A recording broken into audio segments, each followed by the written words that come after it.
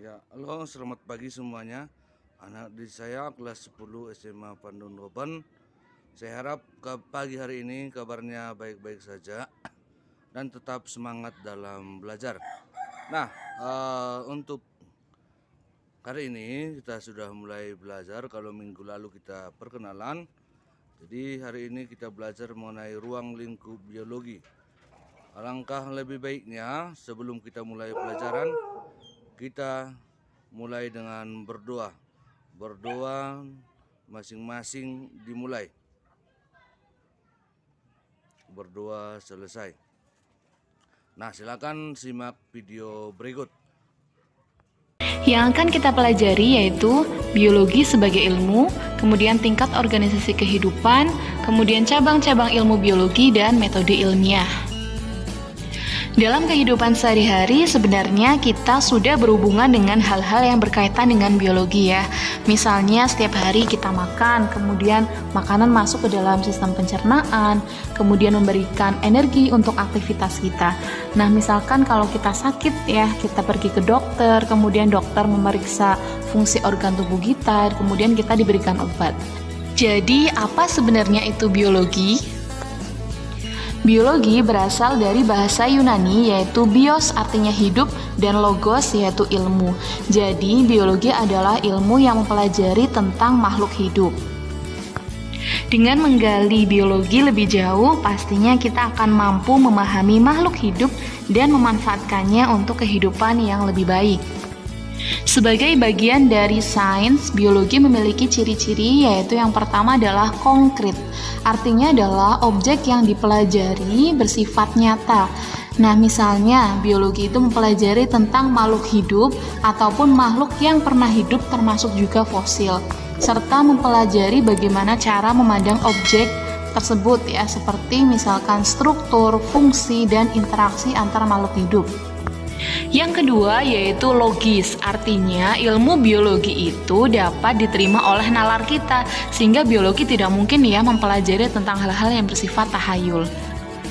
Yang ketiga yaitu objektif, artinya hasil kajian biologi didasarkan atas data-data dan tanpa pengaruh pendapat atau pandangan pribadi.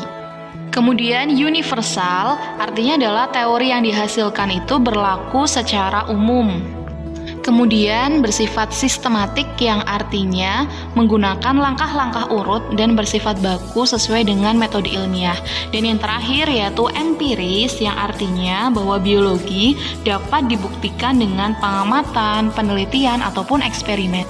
Berdasarkan tingkat organisasi kehidupan, objek biologi pastinya meliputi kehidupan pada berbagai tingkat struktur ya.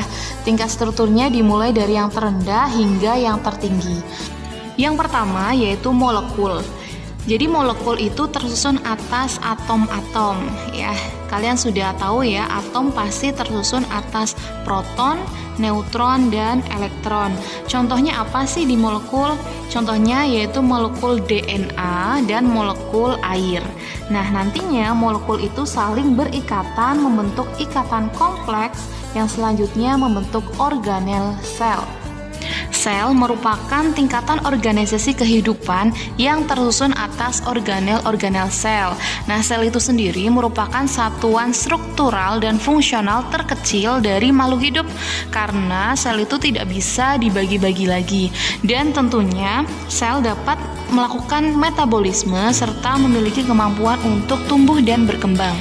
Untuk makhluk hidup ada yang terdiri dari satu sel seperti misalnya bakteri, tetapi sebagian besar itu terdiri dari banyak sel ya, seperti kita, manusia, hewan, tumbuhan, jamur, dan alga. Kemudian sel-sel yang memiliki persamaan struktur akan berkumpul dan melakukan fungsi tertentu yang kita sebut sebagai jaringan. Jaringan ditemukan pada organisme multiseluler.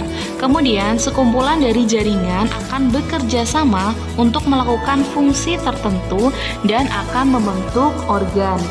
Organ pastinya hanya ditemukan pada organisme multiseluler. Contohnya saja misalkan di organ lambung kita itu tersusun dari berbagai jaringan. Misalnya ada jaringan epitel, ada jaringan otot, dan jaringan penyokong. Kemudian organ-organ yang melakukan fungsi dan tugas itu saling berkaitan satu sama lain disebut sebagai sistem organ. Contohnya sistem pencernaan yang ada di tubuh kita ya, itu pastinya tersusun atas berbagai macam organ seperti lambung, hati, pankreas, ataupun usus. Berbagai sistem organ akan bekerja sama melakukan kegiatan kehidupan membentuk individu atau organisme. Kemudian, sekumpulan organisme yang sejenis hidup pada tempat tertentu dan dalam waktu yang sama akan membentuk populasi. Contoh populasi misalnya ada sekumpulan pohon kelapa di suatu kebun atau misalkan sejumlah semut yang hidup di suatu batang pohon. Berbagai populasi saling berinteraksi di suatu tempat tertentu membentuk komunitas. Misalkan di suatu sawah terdiri atas berbagai macam populasi tanaman padi, serangga, ular, burung, tikus, ataupun semut. Kemudian ada ekosistem yang merupakan tingkatan organisasi kehidupan yang mencakup organisme dengan lingkungan abiotiknya atau yang tidak hidup dan saling mempengaruhi atau terjadi hubungan timbal balik antara keduanya. Contohnya misalkan di ekosistem darat itu terdiri dari komponen biotik seperti produsen, herbivora, karnivora, pengurai. Kemudian ada komponen abiotiknya seperti misalkan tanah, udara, suhu, dan lain-lain. Next ada bioma yang merupakan ekosistem terestrial atau darat yang umumnya dipengaruhi oleh iklim regional. Dan ciri khas dari bioma ini meliputi daerah yang amat luas dan memiliki ciri vegetasi atau tumbuhan tertentu yang dominan. Di permukaan bumi ini terdapat 7 macam bioma, yaitu tundra, taiga, gurun, padang rumput, sabana, hutan hujan tropis, dan hutan gugur. Terakhir yaitu ada biosfer yang merupakan tingkatan organisasi kehidupan yang paling kompleks. Nah, biosfer ini meliputi seluruh lapisan kulit bumi, air, dan atmosfer tempat kehidupan kita berlangsung. Semakin berkembangnya permasalahan yang dihadapi oleh manusia, cabang-cabang biologi juga semakin berkembang pesat. Nah, setiap cabang ilmu dalam biologi ini mempelajari suatu objek secara lebih spesifik ya, dan berdasarkan kriteria tertentu. Misalnya, di tingkat organisasi kehidupan itu ada biologi molekuler yang mempelajari penyusun tubuh makhluk hidup di tingkat molekuler. Kemudian ada genetika yang mempelajari cara pewarisan sifat pada makhluk hidup. Kemudian ada sitologi yaitu mempelajari susunan dan fungsi dari bagian-bagian sel. Ada histologi yang mempelajari susunan dan fungsi jaringan tubuh makhluk hidup. Kemudian ada anatomi yang mempelajari struktur dalam tubuh makhluk hidup. Kemudian ada fisiologi yang mempelajari proses dan kegiatan yang terjadi di dalam tubuh makhluk hidup. Berdasarkan kriteria objek biologi yaitu ada virologi yang mempelajari kehidupan virus dan pengaruhnya bagi makhluk hidup. Kemudian ada mikrobiologi yang mempelajari kehidupan mikroorganisme atau organisme yang kecil dan peranannya bagi kehidupan. Kemudian ada bakteriologi yang khusus mempelajari kehidupan bakteri dan peranannya bagi kehidupan. Kemudian ada mikologi yang mempelajari kehidupan jamur, dan ada botani yang mempelajari kehidupan tumbuhan. Di dalam botani itu dibagi lagi ya, contohnya misalkan ada pteridologi yang mempelajari tumbuhan paku, dan ada briologi yang mempelajari tumbuhan lumut. Kemudian ada zoologi yang mempelajari segala sesuatu tentang hewan dan peranannya. Contohnya juga ada banyak. Misalnya ada ornitologi yang mempelajari kehidupan burung, kemudian ada iktiologi yang mempelajari ikan, kemudian ada entomologi yang mempelajari kehidupan serangga.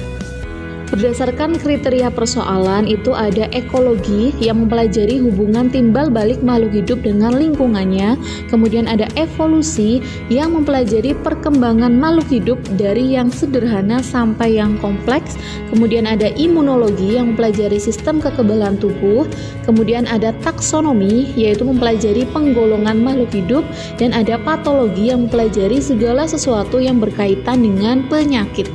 Berdasarkan kriteria yang kaitannya dengan ilmu lain, misalnya ada bioteknologi yang mempelajari teknologi yang memanfaatkan organisme, kemudian ada biokimia yang mempelajari proses-proses kimia dalam sistem kehidupan, kemudian ada paleontologi yang mempelajari kehidupan makhluk hidup pada masa lampau dilihat dari fosilnya.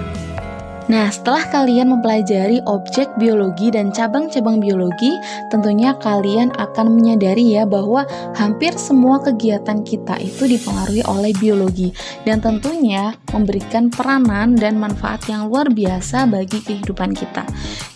Beberapa peranan biologi di kehidupan manusia, misalnya di bidang pertanian, adanya teknik kultur jaringan yang membuat kita bisa membudidayakan tanaman yang langka, misalnya dalam jumlah yang banyak dan waktu yang singkat. Dengan adanya ilmu genetika, misalnya ya, manusia bisa membuat semangka tanpa biji, kemudian juga bisa membuat tanaman yang tahan dengan hama. Di bidang peternakan, contohnya ditemukan adanya teknik inseminasi buatan atau kawin suntik ya untuk meningkatkan kualitas ternak. Di bidang kedokteran misalnya ditemukan adanya vaksin, kemudian diterapkan adanya teknik bayi tabung ataupun misalkan transplantasi organ. Kemudian di bidang lingkungan dengan memanfaatkan bakteri Pseudomonas misalnya ya, itu bisa mengatasi pencemaran akibat tumpahan minyak yang ada di laut.